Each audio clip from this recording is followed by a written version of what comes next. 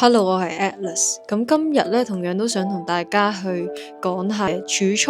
保險呢樣嘢啦。咁其實咧，喺20年前咧，屋企人咧就幫我買咗一份人壽儲蓄嘅保險，每年係需要供7000幾蚊港紙嘅，供到去我60幾歲。而最近其實就了解到，即係儲蓄保險其實都有分長期同埋短期啦，而回本期其實都唔一樣嘅。咁快嘅話，其實5年就已經回本噶啦。咁所以今次咧，其實除咗手頭上嘅呢份人壽儲蓄之外啦，其實仲對比咗而家市面上都係比較新嘅24年年底出嘅一個儲蓄保險嘅產品。等我哋嚟睇下呢個表格先。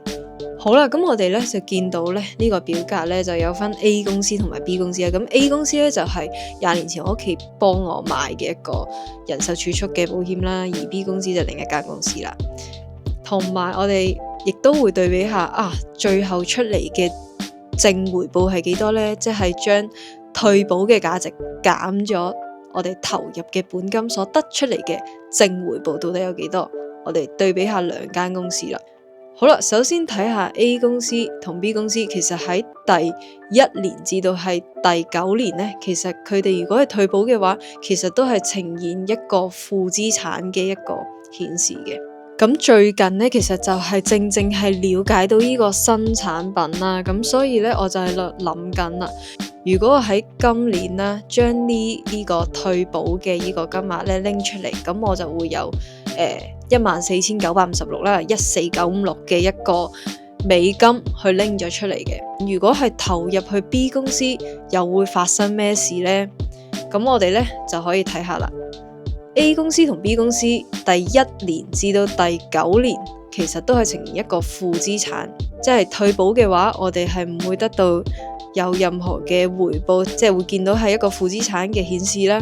咁係第14年啦 ，B 公司咧，我哋咧就會見到喺淨回報嗰度，其實已經係多過 B 公司噶啦，係已經呈現咗一個正收益嘅顯示啦。而去到第19年至到去40年呢。咁我哋咧都會見到 B 公司其實係一路去遞增緊嘅，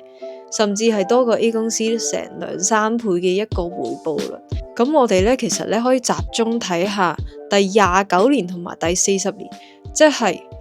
第2055年同埋2066年咧，即係可能等到我50幾歲、60幾歲想拎翻呢筆錢出嚟嗰陣時，其實如果我將我退保 A 公司嘅嗰筆資金啦，投入咗 B 公司，咁其實呢，我係反而係多咗幾十萬出嚟嘅。咁而我哋可以睇下投入嘅本金，如果我而家冇選擇退保，一路都係 keep 住喺 A 公司度嘅本金呢，其實啱啱都有講到啦，我每年係需要供7000幾蚊嘅港紙啦。咁而第1年其實係供咗25,500幾嘅一個美金啦，咁去到第4年，我哋會第9年、第14年、19年一路至到第40年，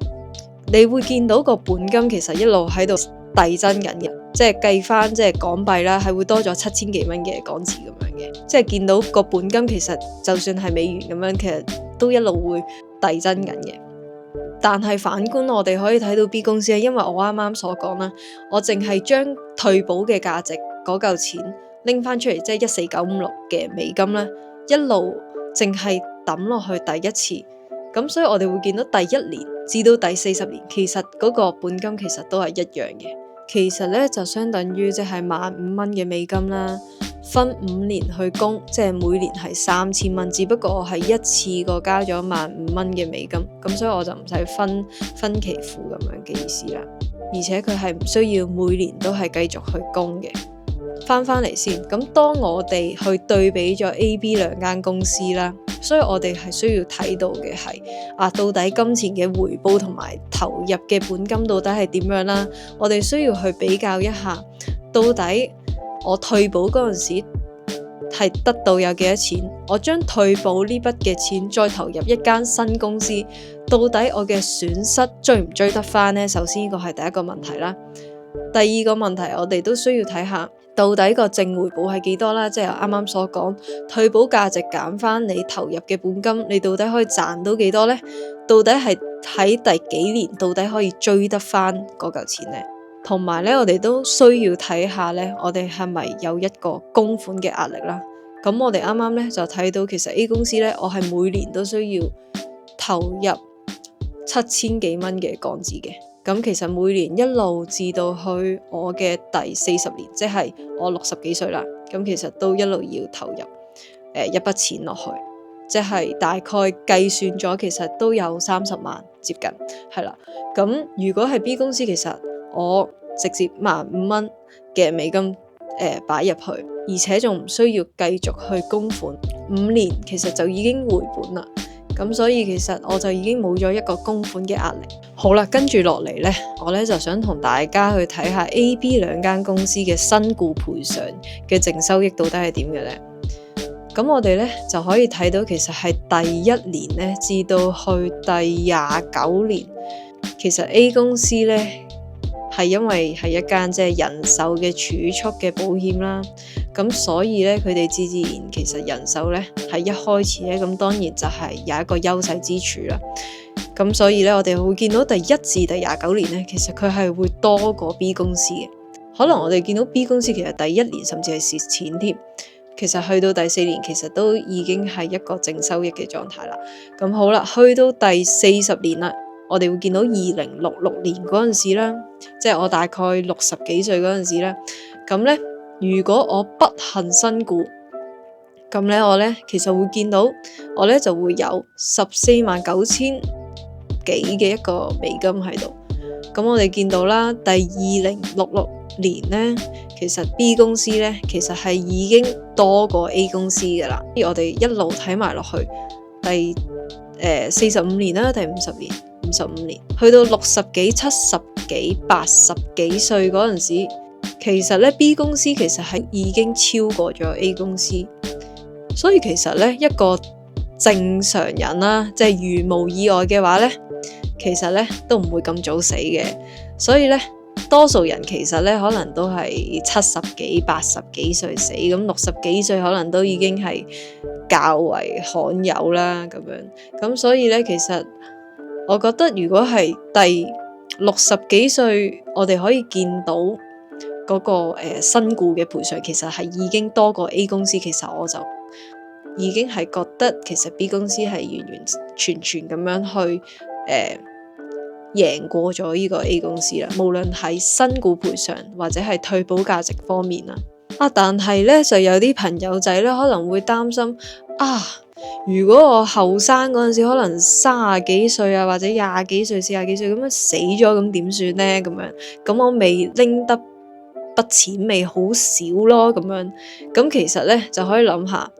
其實你身故賠償，其實你個人即係都已經過咗身，其實你筆錢都係去交俾你屋企人。咁樣去享用噶啦，咁所以其實你都已經不在世上啦。咁所以我就覺得其實係咪應該去更加着重於喺正回報，即係退保價值方面呢？即係我哋係會見到其實 B 公司其實喺啱啱所講，其實係好似係第9年啊，第14年，其實係已經超越咗 A 公司噶啦。咁同埋身故賠償其實。都講到啦，如無意外，其實60零歲，其實 B 公司其實都已經超過咗 A 公司。全面嘅考慮之下呢，我就會選擇 B 公司啦。好啦，而對於一啲未買到儲蓄嘅朋友仔啦，可以諗下，咦，20-30年之後可以有一個2-3倍嘅升幅嘅價值喎，咁點解唔投資喺一個穩賺嘅一個計劃入邊呢？好啦，咁呢，其實 B 公司呢。其實就係短期嘅5年回本，而第5年咧每年都有5至6% 嘅利息啦，每年仲送多幾萬蚊嘅，咁咧有多餘嘅錢可以玩啦，同時都可以保持住本金不變嘅。但係如果你唔想拎出嚟，咁福利咧其實仲更加多，每年有成7%，而退休咧其實仲可以拎翻2-3倍啦。咁另外啦，佢都有其他嘅一啲價值嘅。譬如話傳承啦，當你分配好啲財產啊、遺產俾啲仔女啦，安排佢哋之後嘅人生啦，咁之前嘅一啲儲蓄啊、人壽嘅儲蓄保險啦，其實都係到100歲咧就會結束，但係而家比較新嘅一啲儲蓄嘅產品啦，係去到138歲，咁所以同埋我哋都係可以設定翻後備被保人同埋後備持有人嘅。當佢哋長大之後呢，其實咧就唔會避免到佢哋出現財產有紛爭嘅呢個情況啦，同埋幫佢哋安排好之後嘅人生，譬如話佢哋第幾歲，即係幾多歲係可以拎得翻筆錢啦咁樣，同埋而且而家嘅一啲儲蓄咧，其實都係有貨幣嘅轉換啦，所以如果考慮到去想移民啊或者係出國讀書嘅朋友仔咧，都可以考慮下呢一個嘅儲蓄保險嘅計劃嘅。所以如果你係我，其實繼續擺喺 A 公司嗰度，需要再過多19年先係回本嘅。而反觀其實 B 公司其實第14年啦，其實已經係追翻個保單嘅虧損啦，而且個回本其實係有正收益嘅。咁所以可想而知，其實如果我繼續擺喺 A 公司，其實係等於繼續投資喺一筆負資產上邊啊，而且需要持續咁樣去供款。每年其實都係有供款嘅壓力嘅，咁所以擺喺 B 公司其實唔單止提早有正收益啦，而且係無需要繼續去投放金錢嘅，所以其實回報咧嘅收益對比起之前咧係更加之高嘅。所以我哋可以幻想一下，你其實捉住咗一架沉咗嘅船啦，咁其實而家有機會上翻岸啦，可以坐翻架快艇啦。而家只不過係慢少少，但係其實總有一日其實都會超越嘅。其實仲唔需要喺額外付出嘅情況之下咧，可以得到更多啦。所以我諗大家應該都會選擇坐上呢隻快艇嘅。